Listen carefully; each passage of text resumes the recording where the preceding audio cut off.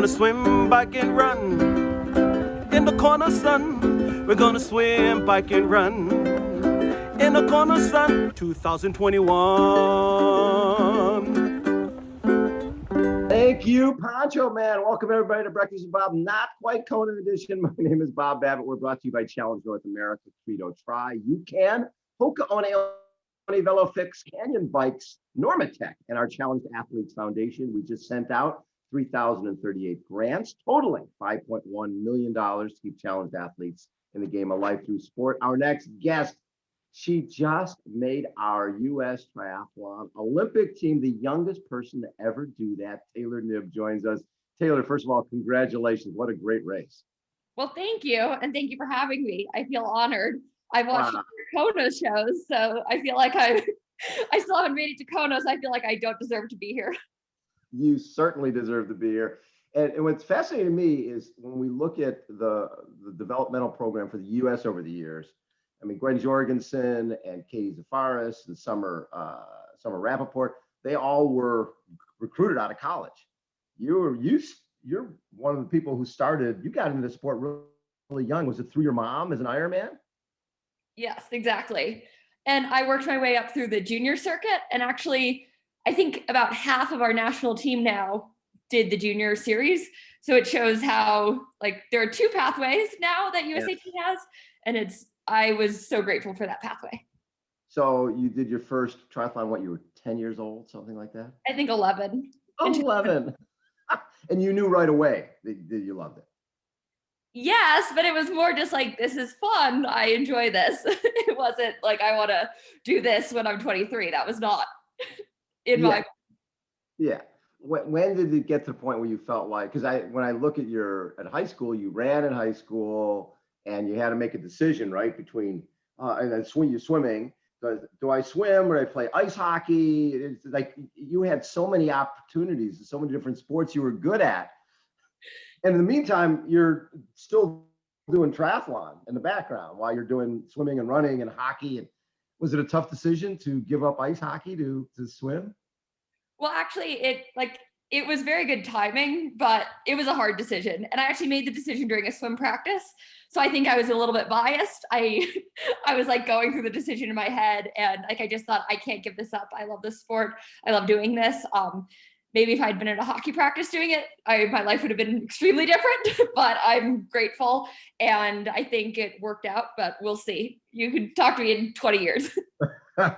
So 2015 and 16 USA Triathlon Junior Elite National Champion, 2015 ITU Junior World Championship silver medal.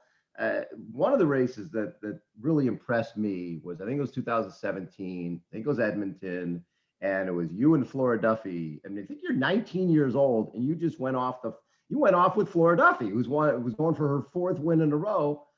Did you ever feel, okay, she's the best in the world right now. I'm 19 years old, and I think I'm just going to go with her. Yeah, well, I think in the race, you're not thinking that rationally. It's just more like she went, so I went, and no one happened to come with us. But yes, I was not thinking that. It wasn't a plan before the race, so I was just grateful. But you get silver at that race. And was that a little bit of an eye-opener for you that, okay, you knew you're going to be good, but that you could be great? Well, I don't know if I know I can be great. That's the thing. So still a bit of time. But I think, I feel like that was a bit ahead of myself developmentally. It was my third WTS race. I was still in college. It was just kind of not a lucky race, but very much a lucky race. And so it's given me a little bit of confidence, but at the same time, like, I hadn't been back on the podium for 4 years. So that's also hard, because was that a fluke? So there's like both sides of the argument to be made, that it helped and hurt confidence. So I know that at one point you worked with Neil Henderson. Is Neil your coach? No, I'm working with Ian O'Brien now. Okay. And so when you're working with when you were in college, I think you ran all 4 years. And that's one of my favorite things. So it's not like you had much of an option when you decide where you're going to go to college. So your mom went to Cornell, your maternal grandparents went to Cornell, your two cousins went to Cornell, your three uncles went to Cornell. I'm sort of guessing that when it was college time, there weren't a lot of different options. that you were thinking about? No, actually, the funny thing is that I feel like, so I actually applied everywhere regular decision. So like I made my decision like the last possible day pretty much. And I didn't want to go to Cornell. I really didn't, because I was the 10th person in my family to go to Cornell. I wanted something different, but it just like kept pulling me back in, I feel like. And the run coach, Artie Smith, really sold it for me. Yeah. But yes, I did not want to go, and it just happened to work out. Like I felt like it just like different schools would drop off, but like Cornell just kind of lingered there in the background, and I'm like, okay, I guess this is happening, but I didn't want it. So the balance between, a lot of times when you're in college, your coach obviously wants you to be focused on what you're doing there. And then when you're also in triathlon, did the coaches work together to make sure that they didn't burn you out? Yes, so the coaches were incredible. Both the triathlon coaches I was working with and the coaches I was working with at Cornell, because they were really concerned with my long-term development, and they kind of knew that, okay, triathlon's the focus, but this is a great opportunity to get to run and eventually also swim. My cross-country coach is actually the one who brought it up. He's like, I think that you should join the swim team. Your swims in triathlon are really struggling, and I feel like you need to be able to train with people. Like I do better when I'm training with people. I'm just like happier, and it's just more enjoyable. So It was like, I'm forever grateful. I think it's a very unique experience, because I don't think that your college run coach normally says, I think you should join the swim team to help your triathlon racing. But it was awesome. I love that. So you swam as a senior at Cornell. Yes. And doing the 1,000 free, 1650, and then you became captain of the cross country team. Yes. So just going into the whole COVID time, how did you handle that? Not knowing, because really everything should have happened last year, right? You had the qualification, the Yokohama race, all that type of stuff. With everything being canceled, how did you stay focused? Well, so my experience is probably very different from most, because everything got like canceled in March, and I was working on my senior thesis. You don't have to as an undergrad at Cornell, but I decided I wanted to. Probably not the smartest decision if I had wanted to make the Olympic team last year.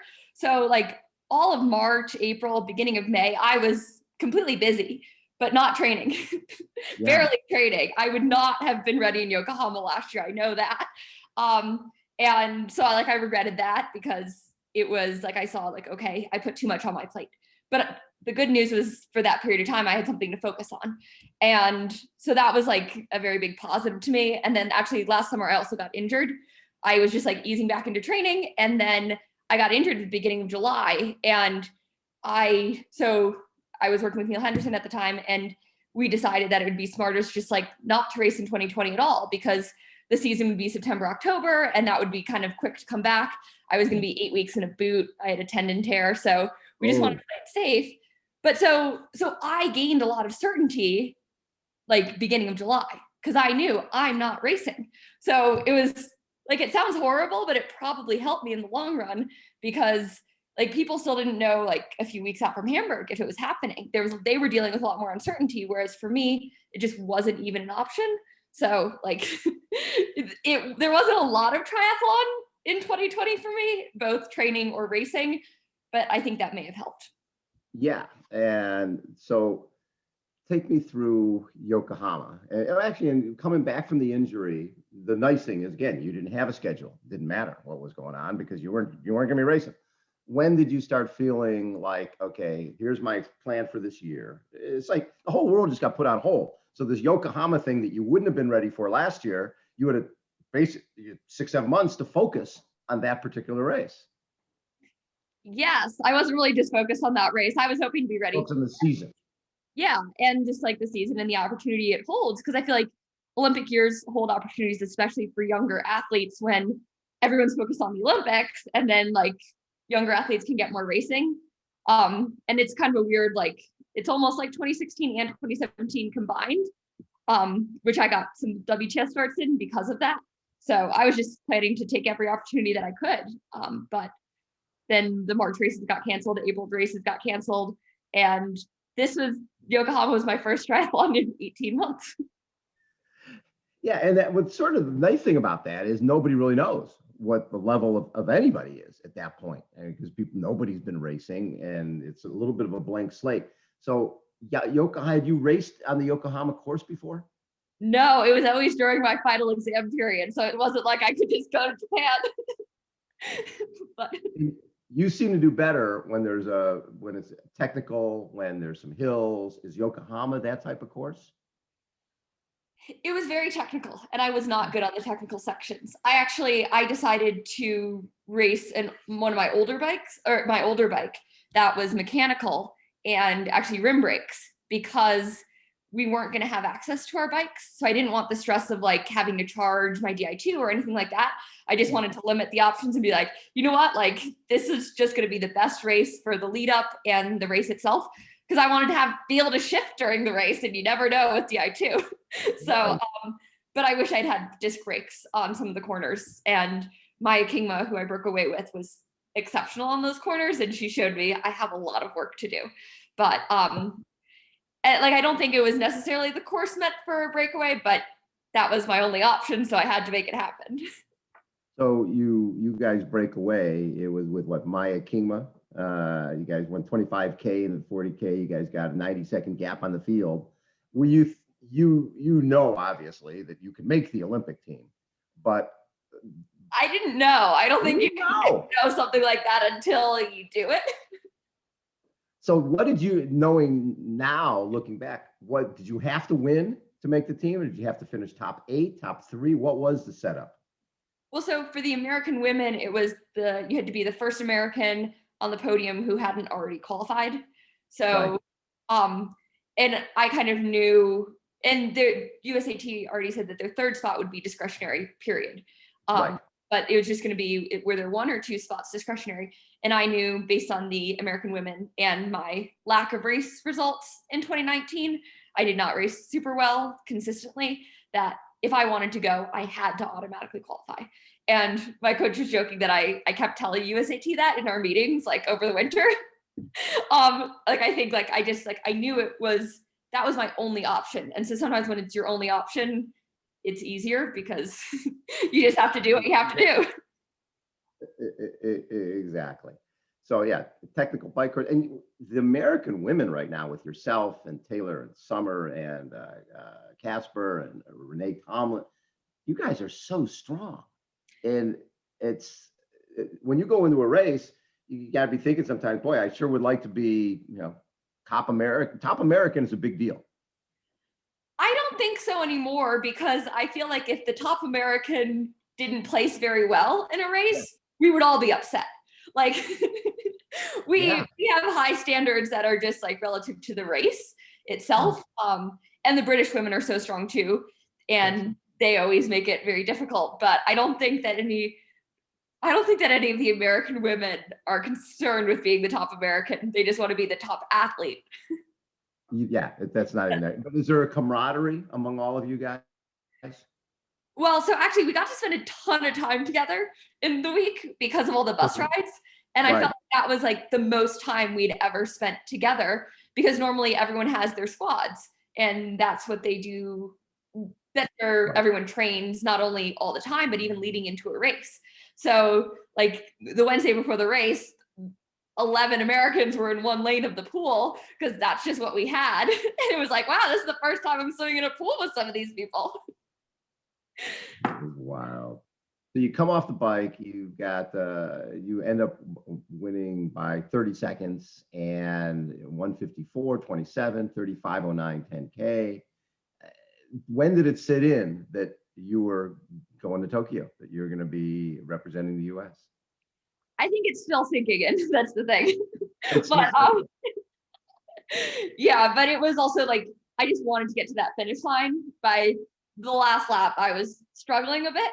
So I just, like, if you looked at the breakdown of the splits, I probably lost a fair amount of time on that last lap.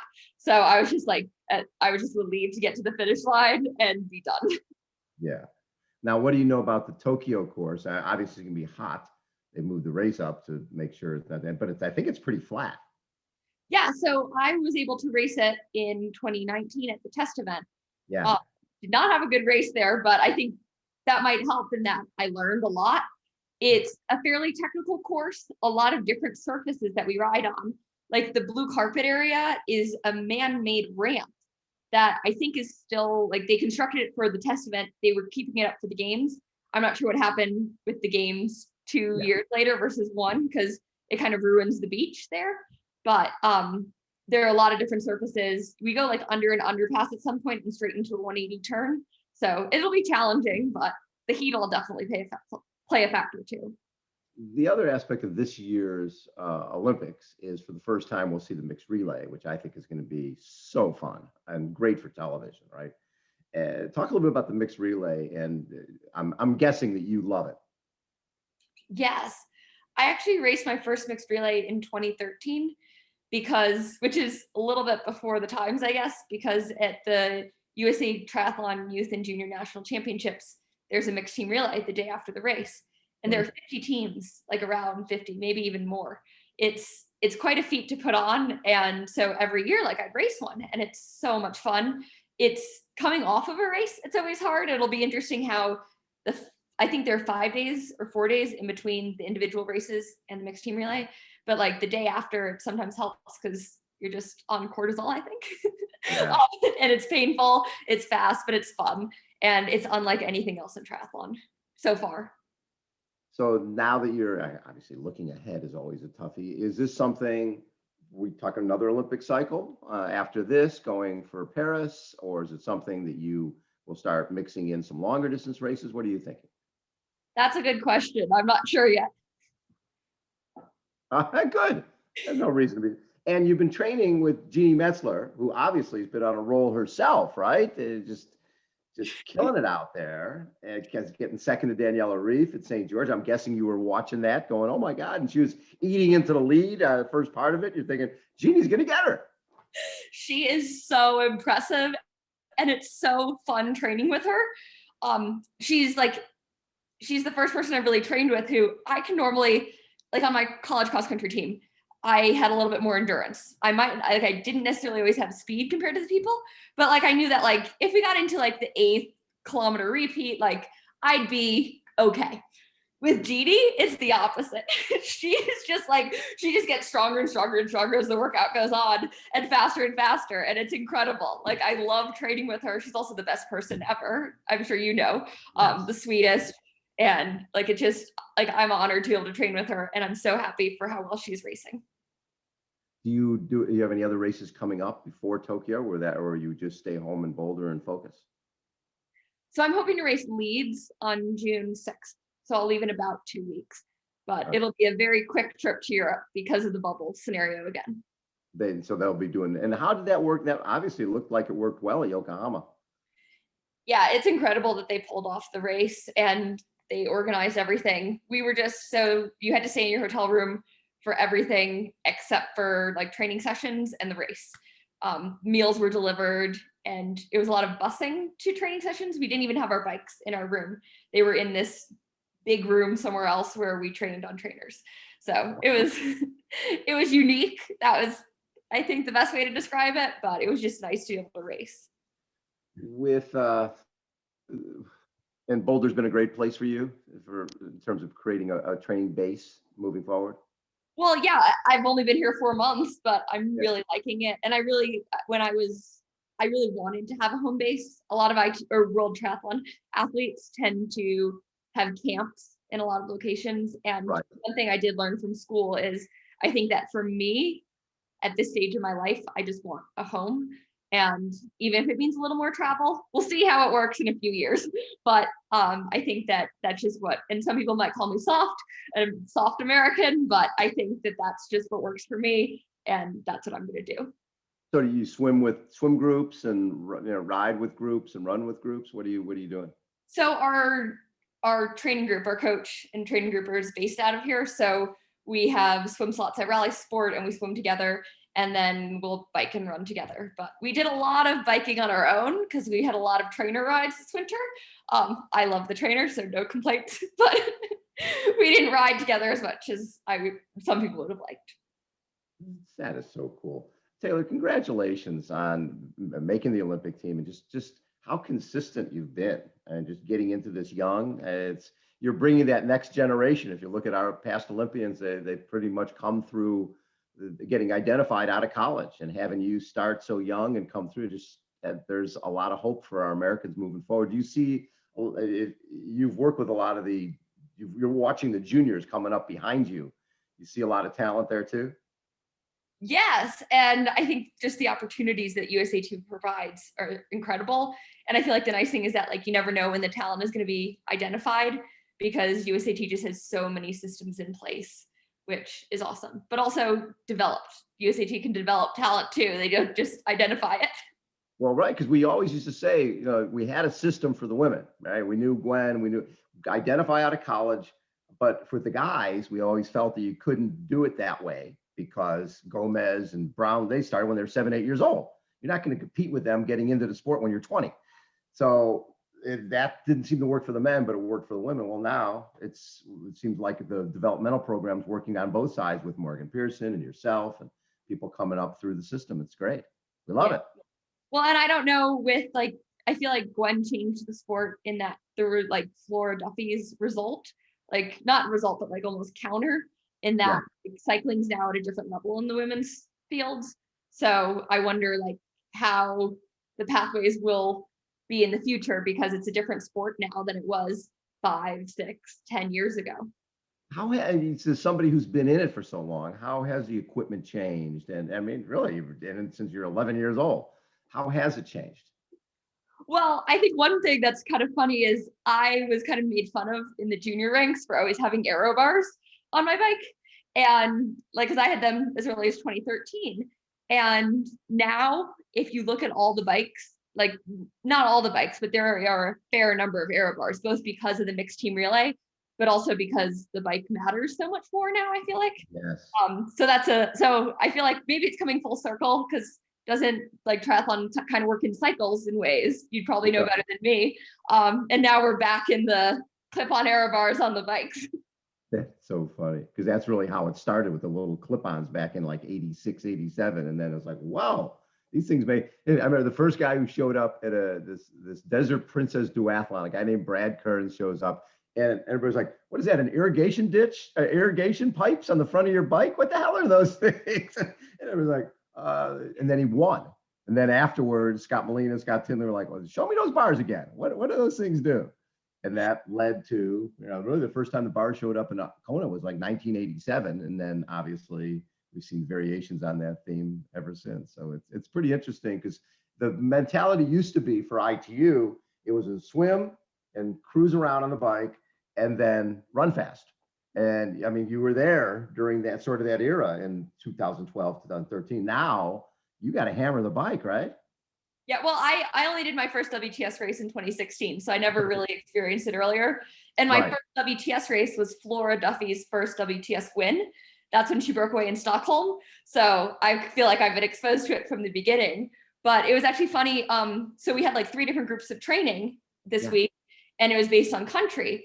And but all the bikes were just in the middle of the room, like on, like, I guess, T-racks, like what you'd have in transition area almost. Right. And Vincent Louis' bike was there with like these really fancy aero bars. And I was like riding kind of near it. And over the course of my hour ride, I think like 20 coaches went up and were like taking pictures of all the bars. And so it's like everyone's getting intel on everyone else. Absolutely. I mean, the bikes have been, if you look at the guinea pigs that have been over in Kona, right? Because that's really where everything starts out. You had the Mark Allen's fastest ever bike split was 4:28, and then all of a sudden you get Cam Werf going 4:12 and 4:08. And if you look at the swim and run times, they really aren't that different from the late 80s when they were running. Mark Allen Dave's got 240, 241 off the bike. That's sort of what Jan does now, and they're swimming 49, 50 minutes. That's the same. It's all a bike. That's been, and from the longer distance races, the big change has been how fast they're riding the bike and the technology of aerodynamics, et cetera. Do you guys do wind tunnel and things like that for ITU or WTS? I'm not sure what we're supposed to say, but USAT actually did go to the wind tunnel in November, which was very interesting. I feel like I learned a ton. Yes. It is a little bit different in ITU but it's just good to learn in general. Absolutely. Hey, thank you, Taylor, for taking time. Such a pleasure to get to chat with you. And my guess is we'll be doing this again and again over the years. You see, this is a type of sport that you've been doing this so long that something you'll stay in for a while. Well, I mean, if my body holds up, you can never be too sure, but I'd love to. My ultimate aim is to race long course. So hopefully I see you in Kona sometime, but that's it. That's a few steps ahead. I haven't even done a 70.3. That's okay. There's no reason, no rushing into it. If you can make a living doing short course, you want to make a living doing short course. That's a way to do it. You don't want to be having to do 6-7 hour bike rides, even though you obviously love doing that type of stuff. Yeah, I kind of would. If my coach put it in as a joke, I would do it. I love it. Taylor, thank you so much for joining us. A pleasure. And congratulations again on making the Olympic team. Thank you so much for having me. All right. Taylor Knibb has been our guest, everybody. Again, Breakfast with Bob, not quite Kona edition. Thanks, everybody, for tuning in. We'll catch you next time. See ya.